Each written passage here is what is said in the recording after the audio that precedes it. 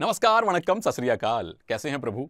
ये खास वीडियो है उन फैंस के लिए जो तेलुगु टाइटंस के सपोर्टर हैं, उन फैंस के लिए भी जो पवन सहरावत के सपोर्टर हैं, उन फैंस के लिए भी जो ओवरऑल कबड्डी के सपोर्टर हैं, और उन फैंस के लिए भी जो जानना चाहते हैं कि सीजन दर सीजन तेलुगु टाइटंस के साथ गड़बड़ हो क्या रही है। तो आइए विस्तार से जानते हैं। स्वागत आप सबका सुनील के सूत्र में।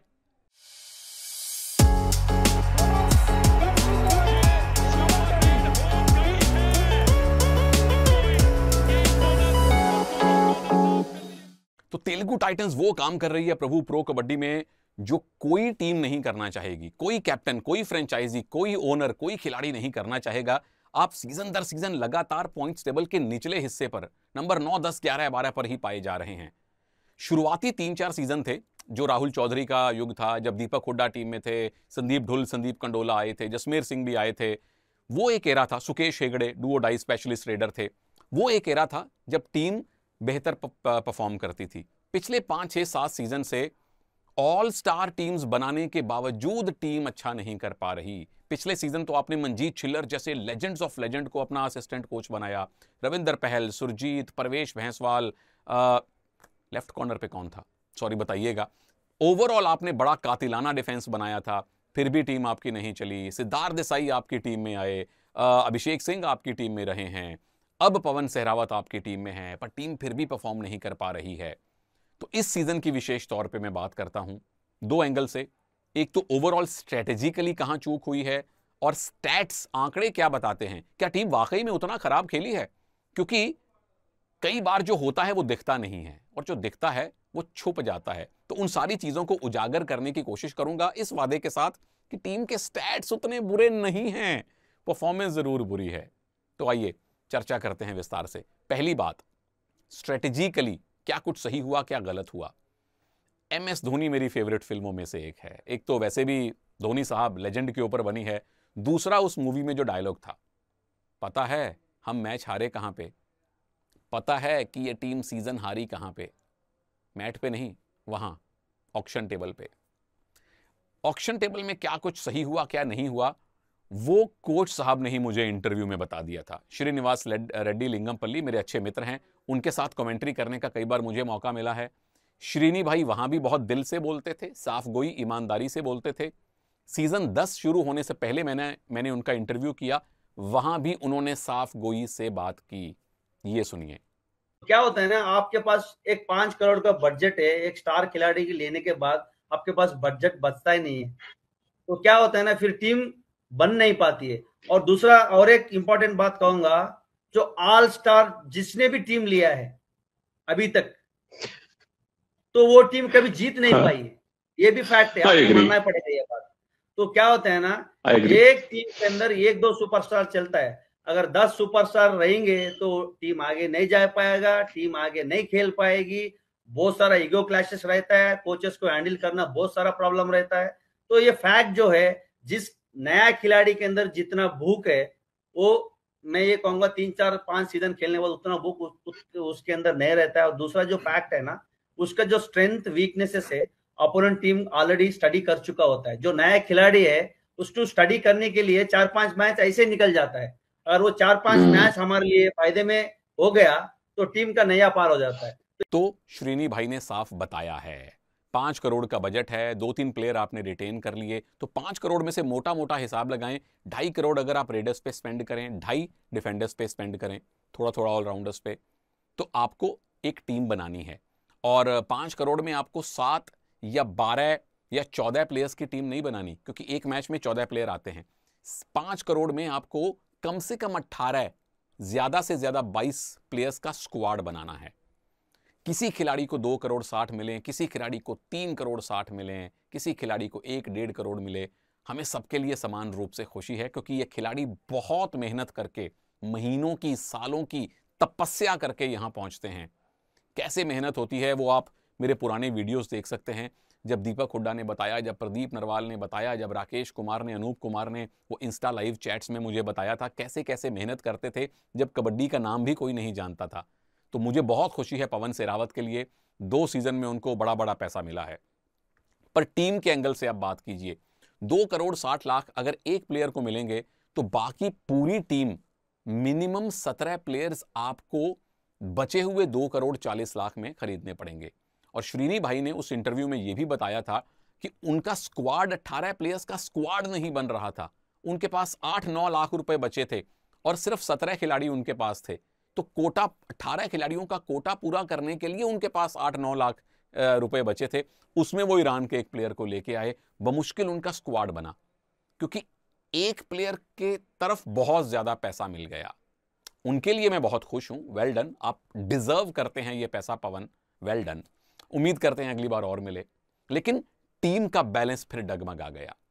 ओवरऑल अगर आप देखें 2 करोड़ 60 लाख में आप इनफैक्ट आपको अपना पूरा रेडिंग डिपार्टमेंट भरना है आधे पैसे में। 2 करोड़ 60 में आप एक स्ट्राइक रेडर ले सकते हैं, एक सेकंड रेडर ले सकते हैं, 2-3 NYPs लेकर उन्हें थर्ड रेडर बना सकते हैं। कई टीम्स ऐसा करती हैं। तो पहली स्ट्रेटेजिकल चूक वहां पे हुई। अब पवन ऐसे खिलाड़ी हैं जिन्हें मैं भी अपनी टीम में रखना चाहूंगा, जिन्हें आप भी अपनी टीम में रखना चाहेंगे। हरियाणा स्टीलर्स उनके पीछे दौड़ रहे थे, 260 तक तो ये भी दौड़ रहे थे। बुल्स भी रखना चाहेंगे, हर टीम उनको अपनी तरफ रखना चाहेगी। तो टाइटंस ने वो अच्छा काम किया। लेकिन जब आप 3 या 4 या 5 रेडर्स का पैसा एक रेडर को देते हैं, तो क्या वो एक रेडर उन 3, 4, 5 रेडर्स जितने पॉइंट आपको देगा? आमतौर पे हम मानते हैं कि एक मैच में 20 से 25 पॉइंट रेडर्स को 22 से 25 पॉइंट जरूर बनाने चाहिए। स्ट्राइक रेडर उसमें से 10 पॉइंट बनाए, सेकंड रेडर 7-8 पॉइंट बनाए, थर्ड रेडर 3, 4, 5 पॉइंट बनाए। लेकिन जब एक प्लेयर को ज्यादा पैसा गया तो वो हर मैच में तो आपको 22-25 पॉइंट नहीं दे सकता। एक मैच में, 2 मैच में, 3 मैच में दे सकता है। पवन ने इस सीजन में बेहतरीन काम किया। 21 मैचेस तक उन्होंने 188 रेड पॉइंट कमा लिए और जो 21वां मैच हमने देखा JPP के खिलाफ, कमाल कर दिया। रेडिंग में सुपर 10 बनाया, डिफेंस में हाई 5 बनाया। तो पवन की काबिलियत तो सरे फहरिस्त है। इस सीजन में 9.4 रेड पॉइंट प्रति मैच उनका प्रदर्शन है, जो लाजवाब है। 12 सुपर 10 आपने बनाए हैं। 21 मैचेस में मुझे लगता है थोड़े कम रह गए। पवन से तो आप हर मैच में सुपर 10 की, या 21 मैचेस में कम से कम 15-16 सुपर 10 की उम्मीद करते हैं। 5 सुपर रेड की हैं, बड़ी रेड ज्यादा नहीं की हैं। ये एक चिंता की बात है। उस चिंता का कारण क्या है? उस चिंता का कारण यह है कि आपको बाकी साथियों का सपोर्ट नहीं मिलता, तो आप ज्यादा अंदर नहीं जाते। जब डिफेंस आपके ऊपर टूटता है, यानी वहां से एस्केप करके जब आप सुपर रेड करने की सिचुएशन में आते हैं, वहां आपने गिव अप कर दिया, क्योंकि आप इंजर्ड नहीं होना चाहते, क्योंकि पीछे बैकअप नहीं है। इसमें कसूर पवन का नहीं, इसमें बैकअप का कसूर है। अगर तो पवन को पता है कि पीछे भरत हुड्डा हैं या रोहित कुमार, वो बुल्स वाला जमाना है, तो वो अंदर जाएंगे, वो स्ट्रगल करके बाहर आएंगे। अभी उनको पता है कि अगर मैं स्ट्रगल में फंस गया, कहीं इंजरी दोबारा हो गई, तो पीछे पूरी टीम बैठ जाएगी। बैकअप नहीं था। बैकअप में कौन थे? रजनीश ने लिए 23 पॉइंट, एवरेज 3.25 की। बैकअप में कौन थे? रॉबिन, उन्होंने लिए 44 पॉइंट, एवरेज 2.25 की। प्रफुल्ल जवारे, उन्होंने लिए 43 पॉइंट, एवरेज 2.5 की। बैकअप में थे संजीवी, उन्होंने लिए 40 पॉइंट, एवरेज 2.5 की। तो अगर आपके स्ट्राइक रेडर 200 पॉइंट ले रहे हैं, तो सेकंड रेडर से आप कम से कम 125 पॉइंट्स की उम्मीद करते हैं। यहां सबसे अच्छा सेकंड रेडर रॉबिन रहा है, 44 पॉइंट। ये थर्ड रेडर के भी आंकड़े नहीं हैं, ये फोर्थ रेडर के आंकड़े हैं।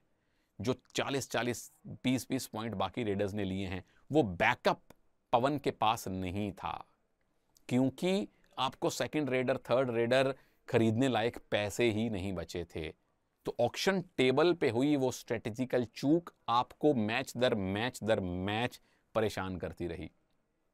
फिर पवन ने जो 188 रेड पॉइंट अब तक लिए हैं, उसमें से 52 आए हैं बोनस लेना अच्छी बात है, लेकिन जब कोई रेडर ज्यादा बोनस पे खेलने लगे, 1/3, 1/4 पॉइंट अगर पवन के बोनस हैं, तो वो उनके बैक ऑफ माइंड कहीं चलता है कि भाई सेफ पॉइंट लेकर आओ, ज्यादा स्ट्रगल में मत जाओ, क्योंकि उन्हें मालूम है पीछे उनको रिवाइव करवाने वाले खिलाड़ी कम हैं।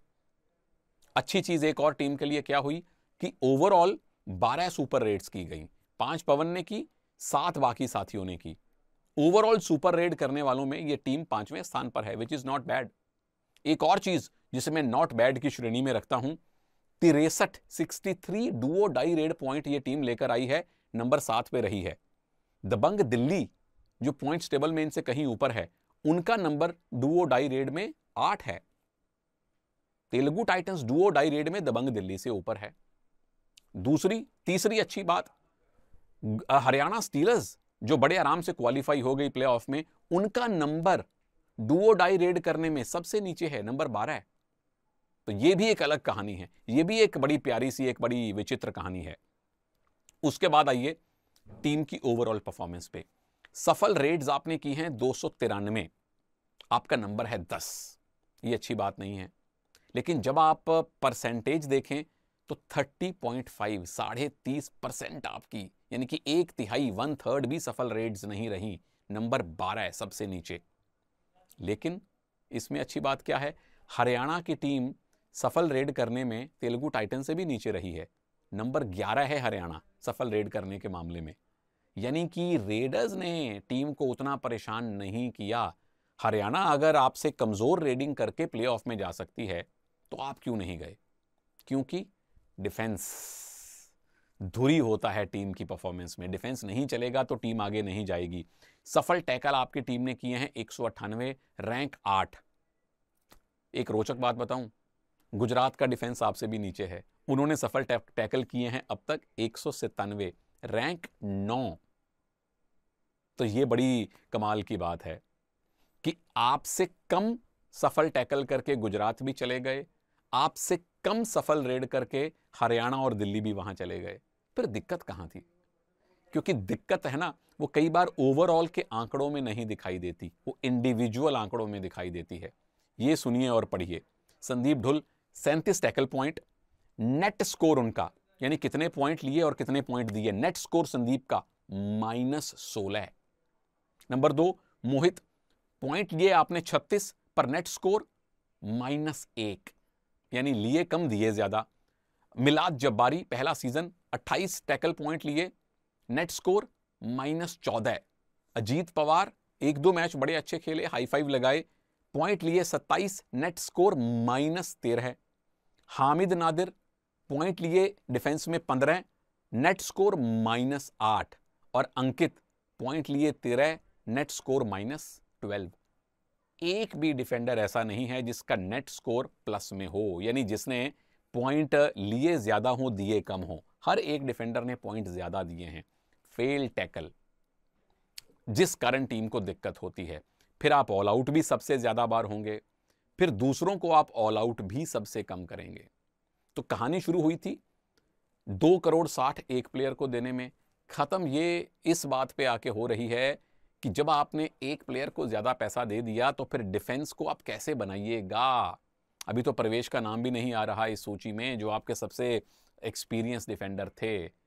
बैलेंस लाइफ का सबसे महत्वपूर्ण पहलू है। एक फिलॉसफी यह है कि रेडर आपको मैच जिताते हैं, डिफेंस आपको टूर्नामेंट जितवाती है। अगर आपके तकरीबन सारे डिफेंडर माइनस में स्कोर कर रहे हैं तो फिर आप टूर्नामेंट भी नहीं जीत सकते, आप मैचेस भी नहीं जीत सकते। तीसरी बात, मूविंग फॉरवर्ड, अगले सीजन की स्ट्रेटजी क्या हो सकती है, क्या होनी चाहिए। एक बात तय है कि पवन रिटेन नहीं हो सकते, क्योंकि रिटेन्ड हुए प्लेयर को पिछली बार से 15% ज्यादा पैसा देना पड़ता है अभी के नियमों के मुताबिक। तो पवन को तकरीबन 3 करोड़ देने पड़ेंगे, तो आपका बैलेंस फिर बिगड़ जाएगा। तो पवन को रिलीज करना ही पड़ेगा, लेकिन आपके हाथ में उनका एफबीएम कार्ड रहेगा। एफबीएम कार्ड दिखा के फिर से टीम पवन को रिटेन कर सकती है। अब उसमें यह देखना पड़ेगा कि पवन की पर्ची कब निकलेगी ऑक्शन में और कहां तक उनकी ऑक्शन वैल्यू जाती है। फिर अगर 2.5 करोड़ तक बोली लगी, फिर आपने अगर एफबीएम कार्ड दिखा दिया तो फिर आपको दिक्कत हो सकती है। वो एक बात है। दूसरी बात कि क्या आप इन्हीं खिलाड़ियों के साथ परसिस्ट करेंगे, इन्हीं खिलाड़ियों के साथ आगे जाएंगे, या बिल्कुल सिरे से नई टीम बनाएंगे, दूसरी बात।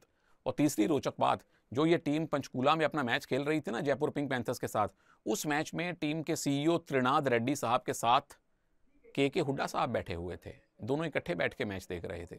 अब ये बाय चांस हो सकता है क्योंकि हुड्डा साहब वहीं पंचकूला के रहने वाले हैं, वहीं उन्होंने जॉब की है, तो इकट्ठे क्या पता बैठ गए हों, आसपास के हालात पे, मौसम पे चाय पीते हुए चर्चा कर रहे हों।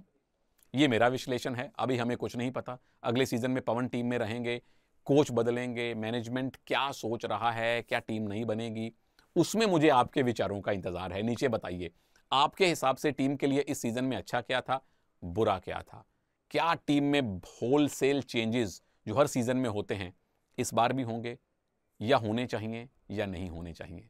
मैं आपको मिलूंगा अगले वीडियो में। इजाजत दीजिए, नमस्कार, जय हिंद।